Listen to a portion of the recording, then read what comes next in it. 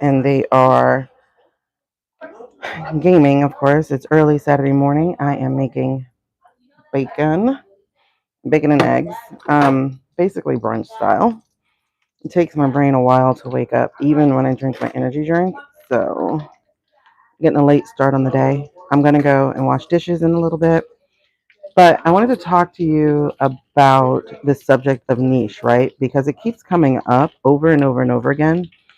And I really want to talk about it because y'all have it all wrong. And by y'all I just mean in general. I don't necessarily mean you.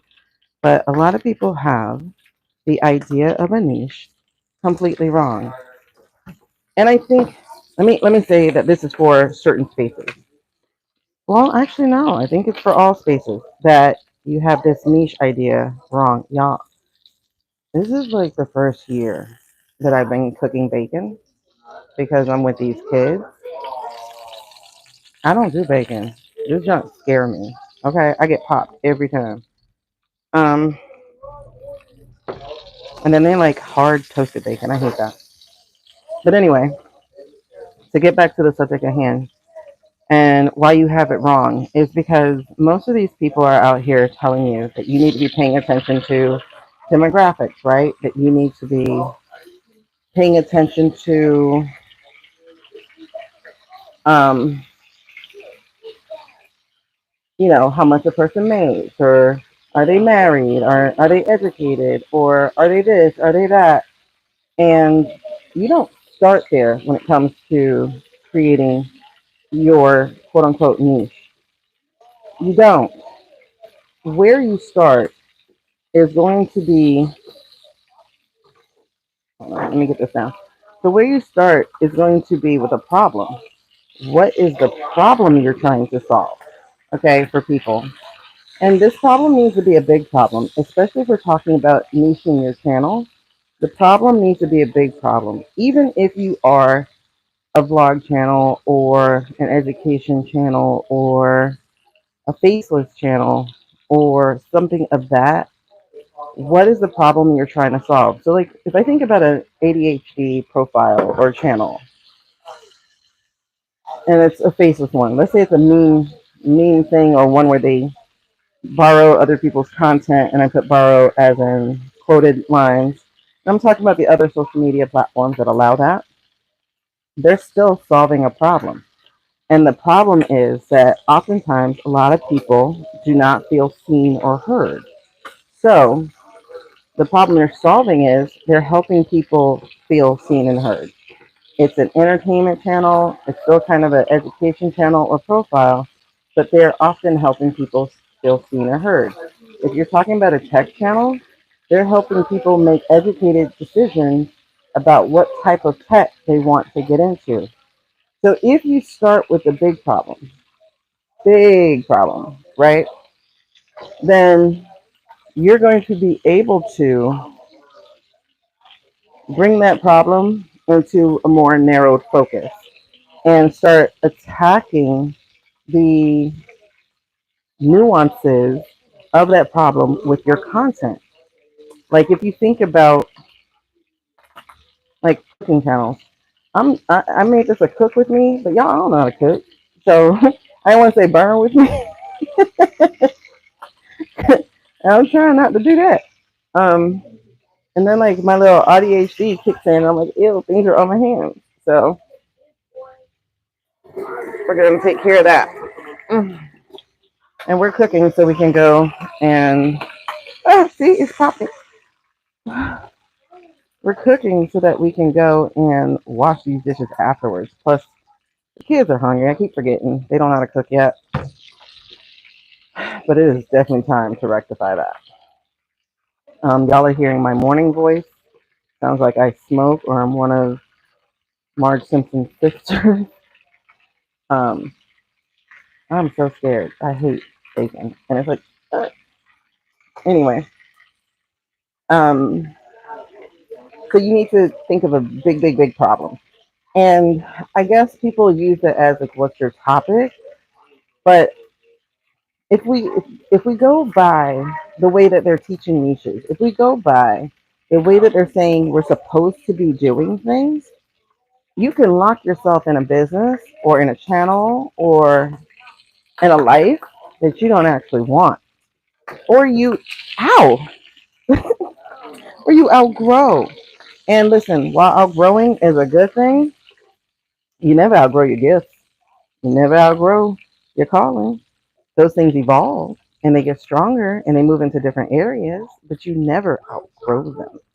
And so when you're trying to do things the way that the market tells you to do things, or if you're just trying to do things just by flighty basic interest, you can tie yourself up and be locked into a life you don't actually want, a channel you don't actually want. And then you'll feel guilty about it because you don't want to lose something that you might monetize, or you might have grown so fast that you were hiring people, so now you're responsible for other people's livelihood, right? There's a YouTuber on here who disappeared for an entire year after building $1 million business through content creation, and she got missing. She like went no social for a whole year because she had built a life she didn't want to be a part of.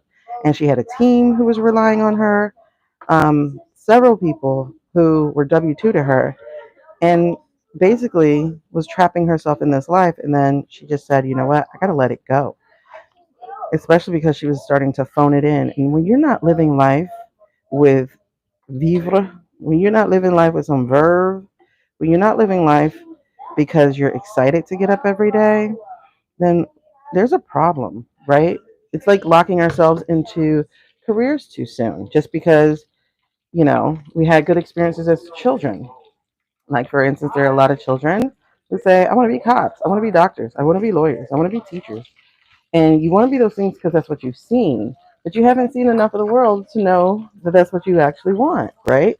And so you go to school and you get this debt and you study these majors, and or you get these certifications for something that you don't even know that you want.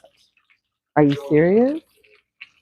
This is how you lock yourself into something, and that's not the wisest thing to do, because that's why in America we're miserable. America forces you to be locked in by the time you're 18, and that's when life is getting started, really, because now you're going to have to figure out things without the structure of a 7 to 3 schedule of school and homework every day. Now you're an adult, so now life is really beginning for you. And that's why some of us stay in school so long because we don't want life to begin. Or some of us go to the military because we don't even have to think about life in adulting at that point. It's like being in a frat or sorority for a long time, one that's dangerous, but still one in which a lot of the decisions are made for you. But when you are a full adult by legal standards and by living standards, then that's when life actually begins. So whatever time frame that begins for you, um, it could be 25, it could be 40, because some people get married early, and all of a sudden their husband or their wife is making all the decisions for them, and they know all they have to do is cook and clean, or all they know they have to do is go to work. So when you actually start making adult decisions for yourself, are you happy? Oftentimes, a lot of times, no. A lot of times people aren't because they lock themselves in a life they didn't actually want. All right, y'all. So I done made a bunch of, oh, let me not do that. I done made a bunch of bacon.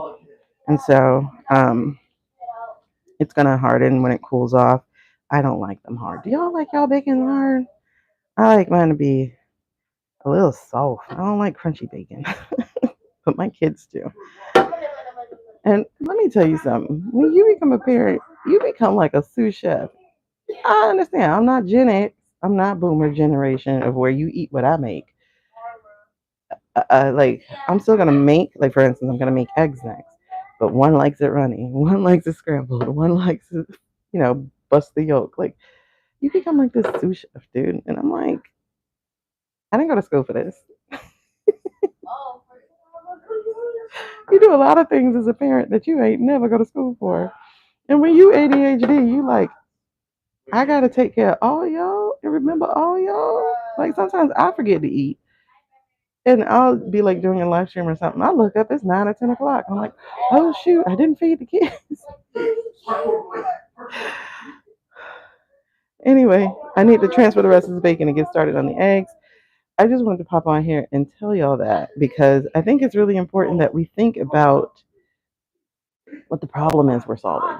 What is the problem that we're solving? It's not just what's the topic I can talk about for a long time. It's like, why am I talking about it? Because everything needs to have a purpose. It needs to have a mission.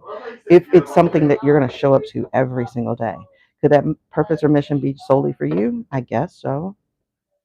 But that's usually when people don't find fulfillment. So it should be for you and someone else, especially if you're making this channel and you need these views and these watch hours and stuff. It needs to be for you and someone else. But it definitely always starts with you. And I don't know why we keep telling people to start with the audience. No, start where you have experience, knowledge, and expertise. Start where you have interest, passion, and purpose. That's where you start. And that's how you find your niche. You don't find your niche by thinking of other people first. You find your niche by processing what's a problem that you see in the world that you can solve, or what is, and it could be like having a comedy channel. There is a problem. This world needs to laugh more, needs to smile more, needs to find the butterflies of hope more. So that is the problem that you're doing. And now you can go, I'm going to build a comedy channel or something like that around that.